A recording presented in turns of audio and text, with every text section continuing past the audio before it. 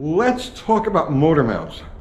Okay, definitely not the most stimulating topic in the world of hot rods, but if you screw around with these things, eventually you're going to come across motor mount issues. And this is what we've got going on with our Jeep. We ran it last Friday night, and we found that the motor is moving around enough that it separated our cold air intake and it broke the fan shroud. So we need to come up with a solution for that. And I'll get to that towards the end. But first I want to talk about motor mounts in general. Because it's something like every car has in common, but they're not all created equally. And the solutions are not all equal as well. You have to tailor the solution to the design of the engine chassis package that you're dealing with. And I've got a few different examples here to show you just on these Chryslers how we go about it and the reasons. But like the basic idea applies across the board. So right away, you think to yourself, all right, high performance, or drag car, solid motor mounts, right? Done. That's simple. On some engines it is. All right, so if you're talking about something like a Chevy engine, a small block, big block, where the mounts bolt to the side of the block over a wide area, right? The lower portion of the block and covers a fair amount of real estate. Yeah, solid mount is fine. You don't really have to think about it. You just throw it on there. Downside to solid mount like that, I mean, from a hot rod standpoint, as far as vibration goes, no, hot rods are supposed to vibrate. Because when they design motor mount systems, that's their primary objective, okay? So, yeah, obviously, locate the motor, keep it from moving around, keep it from lifting too much or moving fore and aft too much. But mostly, these guys who design these things, engineers, are concerned with vibration, isolating the interior from the normal vibration and harmonics of the engine. So, obviously, when you throw solid mounts on there, you're defeating that purpose, but you're eliminating any movement between the engine and the chassis. This is good for reaction times in drag racing. This is good for 60-foot times. The only downside, and there's only one downside, and it doesn't apply across the board, but I have had this happen over the years with different engines using solid mounts, is that the normal rubber insulator soaks up a lot of the harmonic and the noise that's actually transferred through the casting itself, through the block itself. And it doesn't seem to matter whether it's aluminum or cast iron. But what I have found is with solid mounts, during prolonged use, or sometimes short use, but like at very high RPM, you'll find that bolts will loosen up. You'll find like oil pan bolts will loosen. Because they're being vibrated loose. It's a very fine harmonic, and when you eliminate that insulator, it just concentrates the vibration to the casting itself. And so, in not all circumstances, but I've had it happen, where a solid mount will cause over time things like oil pan bolts to loosen up, the ones that are directly in the proximity of the solid mount. Lock washers, a little bit of Loctite, it's not that big of a deal, just something to be aware of. But now what about an engine like these Chryslers here that use ears cast into the side of the block to locate the motor mounts? All right, this is really important. This is something you guys need to be aware of, okay? A cast iron block seems like it's the most solid thing in the world, but it's not. They move. The reason that they're able to live, the reason they're able to go through all of the heating and cooling cycles and all the loading and everything else, is that they are flexible. Not flexible like a piece of rubber, but flexible. They have to be able to move around. Now, to give you an idea how important this is, how much of an issue this is, you have to look at what Chrysler engineers did when they introduced the 340 in 1968. So the 273 and the 318 blocks have, or all those small block motors, have the same basic mounting location, the same basic mounting ears. And that goes all the way back to like the early Chrysler Hemis and stuff like that, all have the same ears. So let's go over here to this thing over here. So this is a 318 block, okay?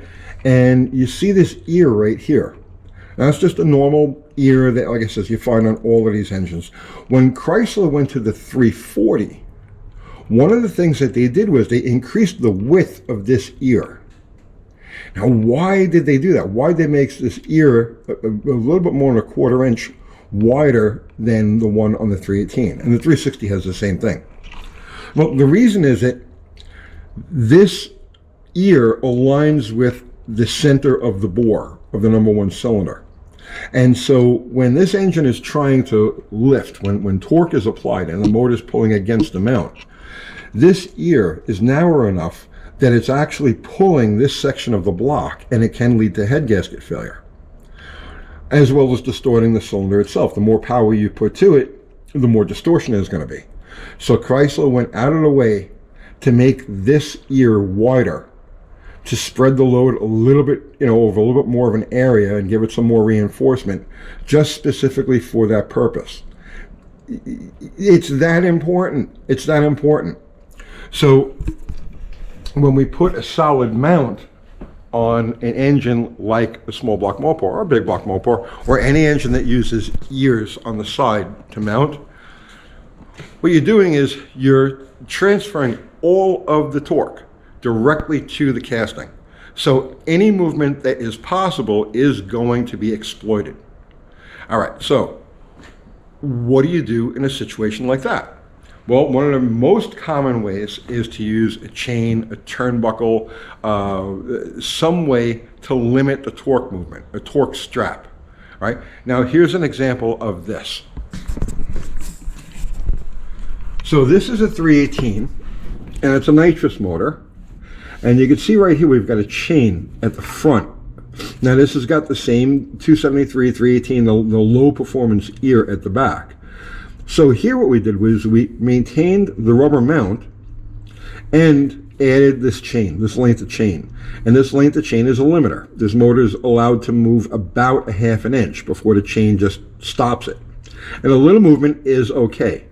We wanted the rubber mount to avoid any distortion on this part of the block. And the chain is bolted to the front right here, which is just a thick section. There's no chance of this chain distorting the block, or I should say limiting the movement over here, distorting the block. So that's a good solution. Now, you could have taken this to any other area. You could have run a torque strap or some kind of limiter, a turnbuckle, whatever, from here to something on the frame, the K-frame or whatever. But this is the shortest, lightest solution, and it does the job. We don't have to worry about this motor mount distorting the block and possibly causing a head gasket or a cylinder sealing issue. So if you're going to chain your motor down, you want to do it in an area that's not adjacent to a cylinder, that's not along the long surface of the block. You want to do it to the very front if possible. And that's what we have here. Now, along those same lines, we have this setup. So here, we used the stock insulator, okay, the stock rubber, the stock brackets, but we added a stop. We welded this bolt right here to the frame, and then we've got a nut up here that's a limiter, and you can see it's biased to the front. So any torque that's pulling up on this block, we're not pulling on this section here, we're actually limiting it at the front, right? The thickest section.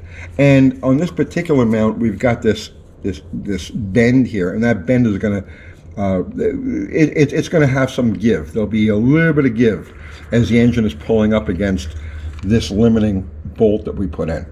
And so far, no problem. It's been like that since we put this together, and it's never loosened up and it's never given any weirdness. But you definitely don't want to do something like that. Limit it very close to the smaller ear that's on the the broader section of the block where there's going to be the most movement. So there's another solution, the limiting bolt, and it keeps it from moving. Now, Solid mounts on a Mopar are done all the time. They're called elephant ears. And here's an example of elephant ears. So now in this case, for this car, the main thing is to be able to quickly pull the motor in and out, simplify things, and lighten them up. And so we've got this elephant ear setup. So from the water pump housing to the block, you've got this gets sandwiched between the two, and then it's just bolted to a bracket that's welded to the frame. I got the same setup on this side. Now here, none of the engine's torque load is transferred to the side of the block at all. 100% of it is in an area that's inconsequential to the bending of the block, the movement of the block. Why didn't we do that on slag hammer? Because it's just way too much real estate to cover on this side to the frame. And if you go around to the other side,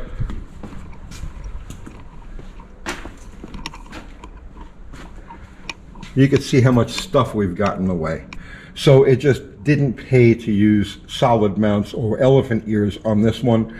We just went with the stock mounts and then reinforced it with that limiting bolt. On the 426 Hemi, here are the stock ears that would be on a big block, okay? Same as this 3D3 over here. But instead of attaching the motor mounts to the side of the block here, Chrysler added these pads down underneath. And this is where they bolt. So torque reaction will have, or torque application will have no effect on the sidewall of the block, no effect on the cylinders. So that's the basic mounting for a Chrysler. Those are your choices for them. I do not recommend using a solid mount on any engine that uses the ear mounting for the motor mounts. Now, here's what we have with our Jeep. So we found when we ran it this last weekend that our cold air setup would separate. See, it's separated right now, and it broke the shroud. And here's the culprit right here. So you can't really see it, but there's a crack in the rubber right there. So when torque is applied, the rubber biscuit inside this limiting cage separates, and we got about 3/4 of an inch, probably close to an inch, of upward movement. No bueno. So now, what can we do with this? So my first thought was, okay, let's put a limiting strap of some sort on it. We could use a chain. There's a lot of different things we could use, but we're attaching it to an aluminum intake manifold. This is really our only choice in this area. We don't get to cast iron until we come way back over here. So we'd be pulling against aluminum and against the intake manifold, and I'd rather not do that. So instead, what I did here is we cut this portion of the cage, right? So you could see how much material we took out of here. Okay. So with it like that, we still have all of the rubber insulator, but there can't be any movement at all. So what we're going to do now is we're going to fix it down into this position, and we're just going to weld it. And now that cage will keep any upward movement from happening, and at the same time allow the engine's vibrations and harmonics to not, transfer. So that's our solution there. There's a lot to this stuff. When you look at things like motor mounts, you say, well, there's nothing to a motor mount. But no, there's a lot to a motor mount. They have to do many different things. And when they're not up to the job, well, they can really tear stuff up.